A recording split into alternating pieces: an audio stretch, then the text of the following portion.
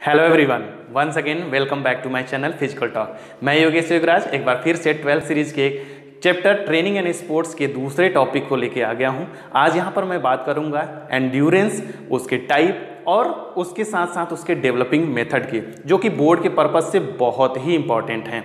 तो वीडियो को बिना स्किप किए पूरा देखिएगा। अगर अभी तक आप मेरे चैनल को सब्सक्राइब नहीं किए हैं तो सब्सक्राइब करके बेल बटन प्रेस कर लीजिएगा, ताकि मेरी कोई भी वीडियो अपलोड होती है तो उसका नोटिफिकेशन सीधे आप तक पहुंच जाए। तो चलिए बिना देर के स्टार्ट करते हैं आज का वीडियो।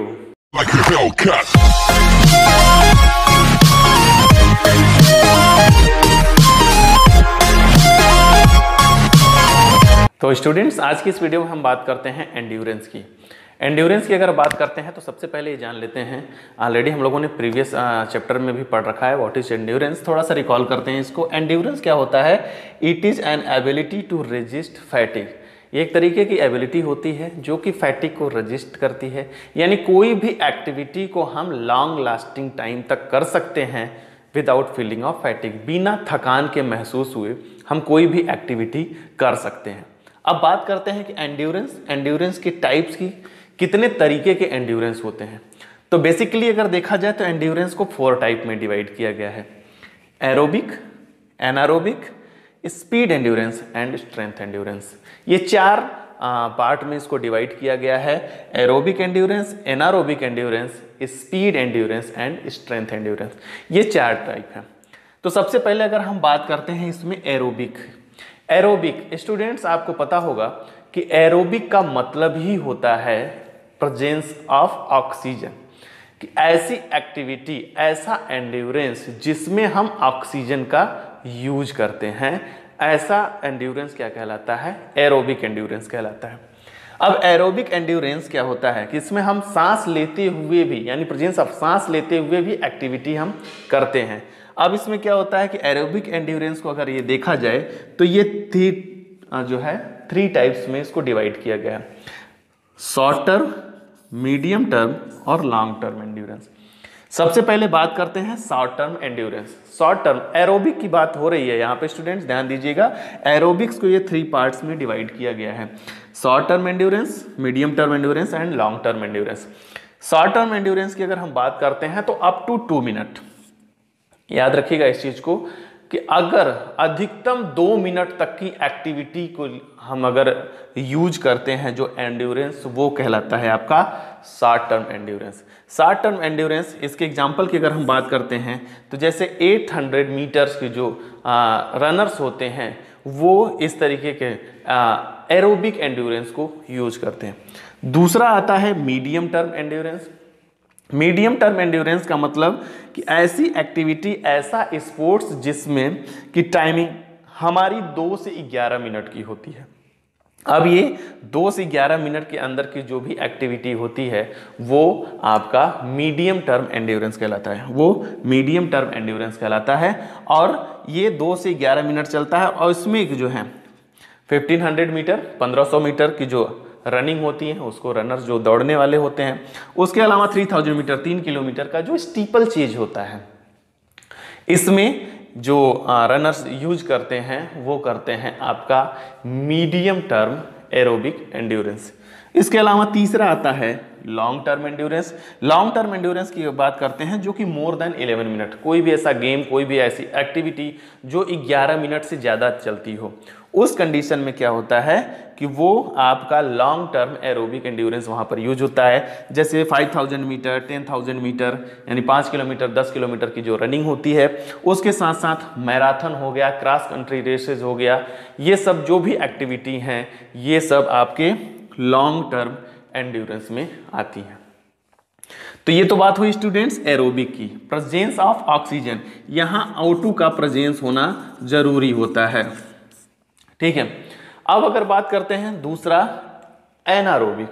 एनारोबिक की कंडीशन में क्या होता है, जहां पर O2 क्या होता है, अब्सेंस होती है, ठीक, जिसमें बिना ऑक्सीजन के प्रेजेंस के अगर कोई एंड्योरेंस, कोई एक्टिविटी ऐसी होती है जिसको कि हम कंप्लीट करते हैं, जिसको हम करते हैं, तो वो क्या कहलाती है? एनारोबिक रेजिस्टेंस कहलाती है। कभी कभी ऐसा होता है कि स्विमिंग करते समय होता क्या है कि जब स्विमिंग करते समय डाइव इन करते हैं, उस कंडीशन में क्या होता है, पानी के अंदर वो सांस नहीं लेते हैं, तो उस कंडीशन में ऑब्सेंस ऑफ ऑक्सीजन होती है वहाँ पर। उसके अलावा 400 मीटर्स के जो रनर होते हैं वो भी एनारोबिक एंड्योरेंस यूज करते हैं। इस तरीके के स्प्रिंटर्स जो होते हैं वो भी एनारोबिक एंड्योरेंस को यूज करते हैं।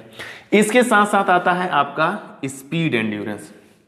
स्पीड एंड्योरेंस की अगर हम बात करते हैं तो ऐसा एंड्योरेंस जहां पर कि स्पीड, ठीक है, हमने आपको पहले ही फिजिकल फिटनेस के कंपोनेंट्स पढ़ाते समय अभी बता दिया था कि जो भी होती है वो सारी चीज़ें स्पीड के साथ, अगर हमारे पास स्पीड अगर हमको चाहिए तो भी हमको स्ट्रेंथ चाहिए, तो भी हमको एंड्योरेंस चाहिए, क्योंकि स्पीड के साथ साथ वो एक्टिविटी कितनी देर तक चल रही है ये भी मैटर करता है। तो उसके लिए कोई भी ऐसा एंड्योरेंस, जैसे कि अगर हम सपोज करिए 400 मीटर हम दौड़ रहे हैं, तो उसमें क्या होता है कि 400 मीटर में हमारा क्या होता है, एज फास्ट एज पॉसिबल हमको अपने टारगेट, अपने फिनिश लाइन तक पहुंचना होता है।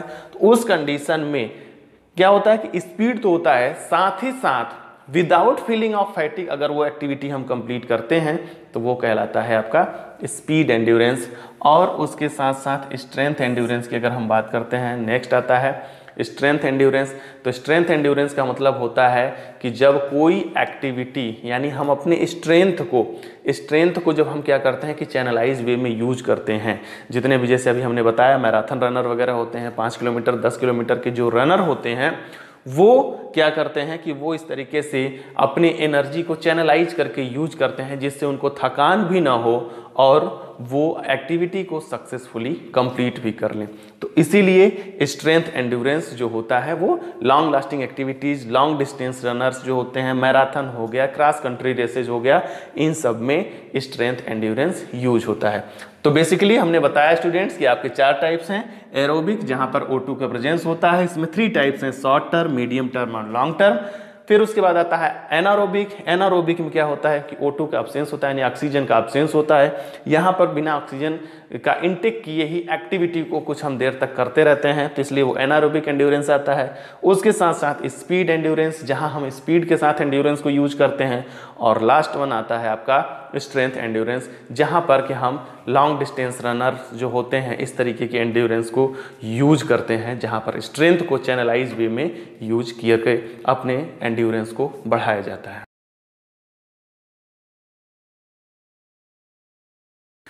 तो स्टूडेंट्स, अभी हम लोगों ने बात किया एंड्योरेंस और उसके टाइप्स के बारे में। अब बात करते हैं सबसे इंपॉर्टेंट टॉपिक जो होता है, बोर्ड के पर्पज से भी अगर देखा जाए तो काफ़ी इंपॉर्टेंट टॉपिक है ये है आपका एंड्योरेंस डेवलपिंग मेथड। एंड्योरेंस को कैसे डेवलप किया जा सकता है, इसके लिए बेसिकली जो होते हैं वो 3 मेथड बताए गए हैं। एक बताया गया कंटिन्यूअस ट्रेनिंग मेथड, दूसरा बताया गया इंटरवल ट्रेनिंग मेथड, और तीसरा बताया गया फार्टलेक ट्रेनिंग मेथड। इन तीनों ट्रेनिंग के माध्यम से हम क्या कर सकते हैं, एंड्योरेंस को बहुत अच्छी तरीके से डेवलप कर सकते हैं। फॉर एग्जांपल, जैसे पहला लेते हैं कंटिन्यूअस ट्रेनिंग मेथड। एक चीज याद रखिएगा स्टूडेंट्स कि एंड्योरेंस को डेवलप करने का सबसे अगर अच्छा मीडियम है तो वो है रनिंग। इसीलिए आप देखेंगे जितनी भी एक्टिविटी है, ये चाहे कंटिन्यूअस ट्रेनिंग मेथड हो जिसको कंटिन्यूअस रनिंग मेथड भी बोला जाता है, चाहे इंटरवल ट्रेनिंग मेथड हो और फार्टलेक ट्रेनिंग मेथड हो, सब में जो सबसे ज़्यादा यूज किया जाता है वो है रनिंग। तो इसीलिए रनिंग से अच्छा कोई भी ऐसा मीडियम नहीं है जो कि एंड्योरेंस को आपको बढ़ा सके। तो सबसे पहले आइए देखते हैं हम लोग कंटिन्यूअस ट्रेनिंग मेथड। कंटिन्यूअस नाम से ही देखिए स्टूडेंट्स यहाँ पर क्लियर हो रहा है, continuous training method. Continuous training method का मतलब है कंटिन्यूअस रनिंग मेथड भी इसको बोलते हैं, जिसमें कि हम कंटिन्यू ट्रेनिंग करते रहें, कंटिन्यू ट्रेनिंग करते रहें। इसमें क्या होता है, इसमें कुछ बेसिक चीजें होती हैं, जैसे टोटल डिस्टेंस जो हम कवर करते हैं वो 10 to 20 किलोमीटर हम कवर करते हैं। इसमें जो हार्ट रेट होता है 10 to 20 किलोमीटर कंप्लीट करने में जो होता है हमारा 30 मिनट से लेके जो है 1 घंटे तक का टाइम लगता है। तो इस वजह से अब इसमें हमारा जो मेन मोटिव होता है वो होता है हार्ट रेट को मेंटेन करना। कंटिन्यूअस ट्रेनिंग मेथड 3 टाइप्स के होते हैं, एक होता है स्लो, एक होता है मीडियम और एक होता है इंस्टेंस। अलग अलग किस तरीके से हम किस में कितना, जैसे अगर हम स्लो की अगर बात करें, स्लो कंटिन्यूअस ट्रेनिंग मेथड की बात करते हैं तो उसमें 140 टू 160 रखा जाता है हार्ट बीट। फिर उसके बाद जब मीडियम में आ जाते हैं तो वहाँ पर 160 टू 180 हो जाता है। और फिर उसके बाद जब इंटेंस हम अगर करते हैं, हाई लेवल का जब कंटिन्यूअस ट्रेनिंग मेथड करते हैं तो वहाँ पर क्या होता है, हार्ट रेट हमारा 180 टू 200 बीट पर मिनट हमें मेंटेन करना होता है। तो इस वजह से अब यहाँ पर क्या होता है कि जैसे जैसे हम ये एक्टिविटी करते जाते हैं ये कंटिन्यू होती है विदाउट एनी ब्रेक। इस एक्टिविटी में बिल्कुल भी ब्रेक नहीं होता है। नाम से ही देखिए यहाँ पर क्लियर हो रहा है कंटिन्यूअस ट्रेनिंग मेथड। तो इस कंडीशन में क्या होगा कि ये कंटिन्यूअस ट्रेनिंग मेथड जो होता है ये बहुत ही एक अच्छा मीडियम होता है जो कि हमारे एंड्योरेंस को डेवलप कर लेता है। स्टार्टिंग की बात की जाए तो एज के अकॉर्डिंग भी इस ट्रेनिंग को रखा जाता है। एज अप्रोप्रिएट एक्टिविटीज़ जो होती है इसमें अगर कोई एक्सरसाइज वगैरह तो बिल्कुल भी इन्वॉल्वमेंट नहीं होता, सिर्फ और सिर्फ रनिंग इसमें इन्वॉल्व होता है। तो इसी वजह से एज के अकॉर्डिंग, फिजिकल स्ट्रेचर के अकॉर्डिंग अगर देखा जाए तो इस तरीके की एक्टिविटी रखी जाती है। उनके फिजिकल कैपेसिटी के अकॉर्डिंग इस तरीके की रनिंग, जो डिस्टेंस हम सेट करते हैं, जो कोच होते हैं या फिजिकल एजुकेशन टीचर है या किसी भी तरीके का जो फिजिकल ट्रेनर है वो फिजिकल कैपेसिटी के अकॉर्डिंग इंडिविजुअल के वो ये डिस्टेंस और टाइम सेट करता है। धीरे धीरे डिस्टेंस जो है बढ़ाता जाता है और टाइम, उतने टाइम तक आपको एक्टिविटी करनी ही है तभी जाके उसका बेनिफिट मिलता है। तो ये चीज़ है। दूसरा इसके बाद आता है interval training method. Interval training method की अगर हम बात करते हैं तो इसको प्रपोज किया था वोल्मर एंड ग्रेसल ने। वोल्मर एंड ग्रेसलर ने इसको प्रपोज किया था।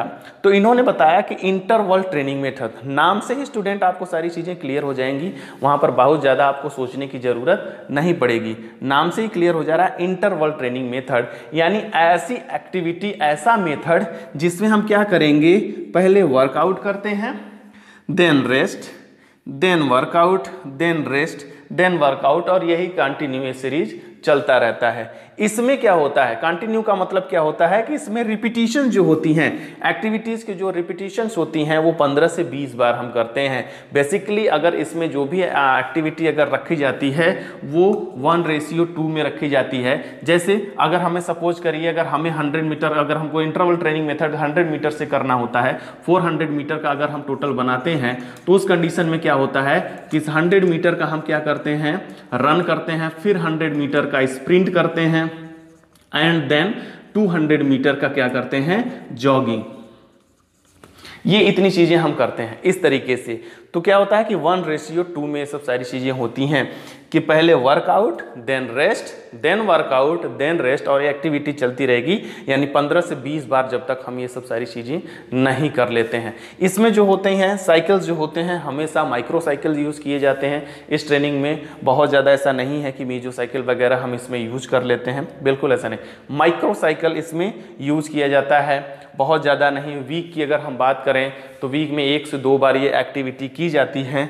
और इसका टोटल वर्कआउट जो टाइम होता है स्टूडेंट्स, वो होता है 30 मिनट से लेके 1 आवर, यानी हाफ एन आवर से, आधे घंटे से लेके वो 1 घंटे तक की इसकी एक्टिविटी होती है। इसमें जो डिस्टेंस हम लेते हैं, इसकी जो डिस्टेंस होती है वो इस तरीके से 400 मीटर में कर करके हम इस तरीके से डिवाइड करके करते हैं। लेकिन ओवरऑल अगर देखा जाए तो ये 5 to 10 किलोमीटर हम इसमें टोटल डिस्टेंस हम कवर करते हैं।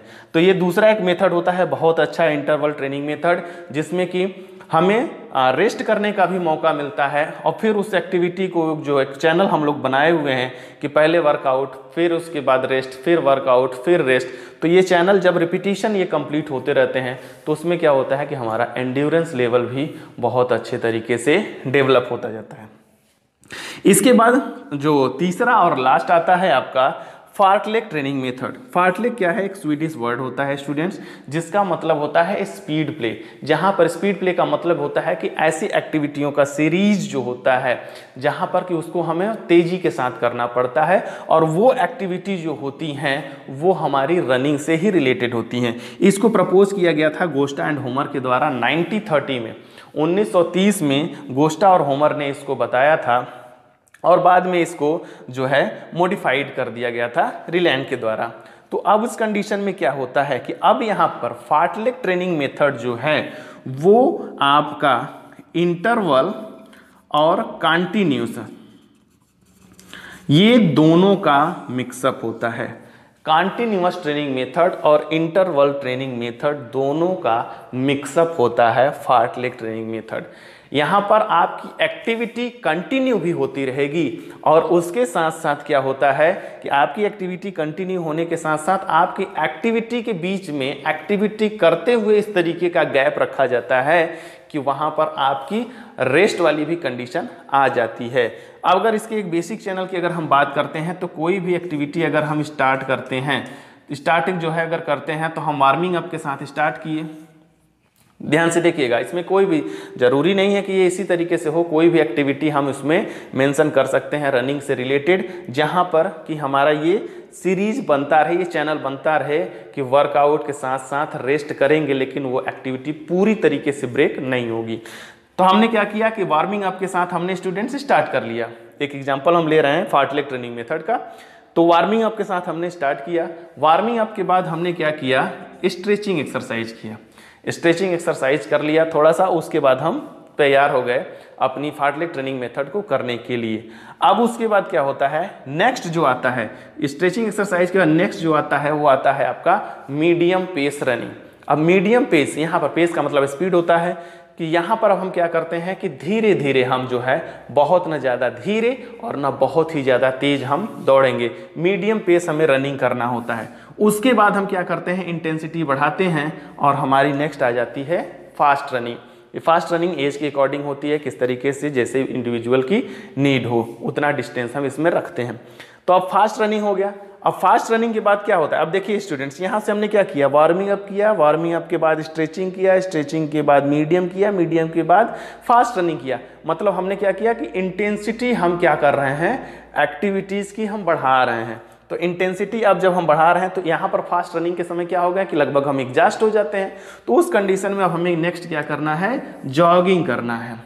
तो अब हमें जब जॉगिंग हम करेंगे तो वहाँ पर क्या होगा कि हमारी एक्टिविटी भी कंटिन्यू है लेकिन साथ ही साथ हमें बीच में थोड़ा सा रेस्ट मिल गया, एनर्जी को फिर से चैनलाइज करने के लिए, रिस्टोर करने के लिए फिर से। अब उसके बाद हम क्या करते हैं, तो जॉगिंग के बाद जो हमारा नेक्स्ट आएगा वो आता है हमारा अपहिल रनिंग। अपहिल रनिंग का मतलब होता है किसी भी तरीके से कोई भी अगर आपका है इस तरीके से माउंटेन एरिया जो होते हैं, हिली एरिया जो उसमें हम यूज़ करते हैं, तो जब हम ऊपर की तरफ जो है दौड़ते हुए चढ़ते हैं माउंटेन पे तो उसको बोलते हैं अपहिल, और जब नीचे उतरते हैं दौड़ते हुए तो उसको बोलते हैं डाउन हिल रनिंग। अब उस कंडीशन में क्या हुआ कि अपहिल रनिंग हम करते हैं तो उस कंडीशन में क्या होता है कि अपहिल करते समय हमारे लंग्स को, हमारे सर्कुलेटरी सिस्टम को बहुत मेहनत करनी पड़ती है। तो उसके बाद क्या होता है, फिर डाउनहिल रनिंग आती है जहाँ पर क्या होता है कि स्पीड हमारी इंक्रीज हो जाती है। कभी भी आप देखिए स्लोप से आप नीचे अगर जो है दौड़ते हुए जाइए तो आपकी स्पीड काफ़ी तेज होती है। तो अपहिल रनिंग, फिर उसके बाद डाउनहिल रनिंग करते हैं। अब उसके बाद यहाँ पर दोनों अपहिल और डाउनहिल दोनों एक तरीके से देखा जाए इंटेंस एक्सरसाइज हो गई। तो उसके बाद हम फिर से यहाँ पर क्या मेंशन कर दिए, वॉकिंग।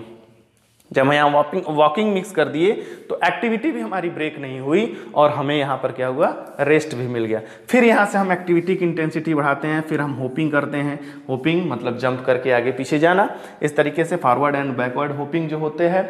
और उसके बाद क्या होता है, होपिंग के बाद फिर क्या होता है कि आपका नेक्स्ट आता है स्प्रिंट, कि हम होपिंग करते हैं, थोड़ा सा इंटेंसिटी बढ़ाते हैं। और स्प्रिंट की बात अगर करें 100-200 मीटर की रनिंग को स्प्रिंट बोला जाता है। तो उस कंडीशन में क्या होता है कि स्प्रिंट यहाँ पर इंक्रीज होता है और फिर स्प्रिंट के बाद हम क्या करते हैं, लिम्बरिंग डाउन एक्टिविटी करके हम अपने ट्रेनिंग को, जो पूरा साइकिल हमने बनाया हुआ है, इसको ख़त्म कर देते हैं। तो अब ये क्या होता है कि इसका अगर देखा जाए तो फार्टलेग इसका जो ड्यूरेशन होता है, ये एक्टिविटी पर डे नहीं की जाती है। फार्टलेग ट्रेनिंग मेथड जो होता है वो वीकली एक्टिविटी होती है, वीक में एक बार की जाती है। इसका सबसे अच्छा एग्जाम्पल जो होता है वो क्रॉस कंट्री रेस है।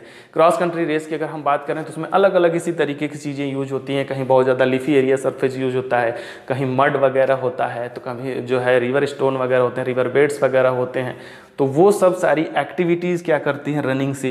तो ये इसी वजह से ये सबसे बेस्ट ट्रेनिंग मेथड माना गया है to improve the endurance. Endurance improve करने का सबसे बेस्ट तरीका जो होता है वो फार्टलेक ट्रेनिंग मेथड का है। हालांकि अगर देखा जाए तो इसको किसी गेम के लिए यूज नहीं किया जाता कि पर्टिकुलर किसी गेम की अगर बात करते हैं कि गेम की हम कोई प्रिपरेशन कर रहे हैं तो हम उसके लिए ज़रूरी है, ऐसा नहीं है। लेकिन ये एंड्योरेंस को डेवलप करने का सबसे अच्छा तरीका होता है, इस वजह से इसको यूज किया जाता है। इसमें इंजरी वगैरह होने के भी चांसेज होते हैं, तो इसके डिसएडवांटेज भी हैं और डिस्टेंस बहुत ज़्यादा भी हो जाती है कभी कभी अगर क्रॉस कंट्री रेसेस वगैरह की अगर हम बात करते हैं तो इस वजह से। नहीं तो ओवरऑल क्या होती है कि ये एक्टिविटी जो होती है फार्टलेक ट्रेनिंग मेथड जो है वो सबसे बेस्ट मेथड है आपके एंड्योरेंस डेवलपमेंट के। तो स्टूडेंट्स ये आपके आज के जो है डेवलपमेंट मेथड में हमने देखा continuous training method, interval training method और फार्टलेक ट्रेनिंग मेथड। याद रखिएगा स्टूडेंट्स कि ये जो टॉपिक है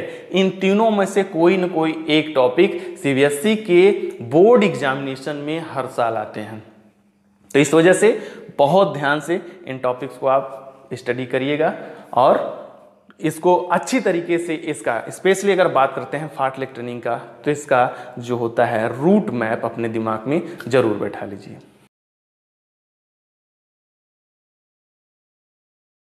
तो स्टूडेंट्स आज की वीडियो में इतना ही। उम्मीद करता हूँ वीडियो पसंद आई होगी और काफ़ी हेल्पफुल भी रही होगी। स्टूडेंट्स अगर आपके दिमाग में कोई भी बोर्ड एग्जाम से रिलेटेड क्वेरीज हो, कोई भी क्वेश्चन हो तो प्लीज़ उनको कमेंट्स बॉक्स में ज़रूर हमें लिख के भेज दीजिए। मैं कोशिश करूँगा उस पर वीडियो करके आपको पूरी तरीके से सॉल्व करके आपको सेटिस्फाई करने के। अगर मेरे वीडियो पसंद आया हो तो उसको लाइक करिए, शेयर करिए, ज़्यादा से ज़्यादा लोगों तक पहुँचाइए ताकि लोग इसका फ़ायदा उठा सकें। अगर मेरे चैनल को सब्सक्राइब नहीं किया है तो सब्सक्राइब करके बेल बटन प्रेस कर लीजिए। आप मुझे इंस्टाग्राम और फेसबुक पे भी फॉलो कर सकते हैं। मिलते हैं नेक्स्ट वीडियो में, तब तक के लिए जय हिंद, वंदे मातरम।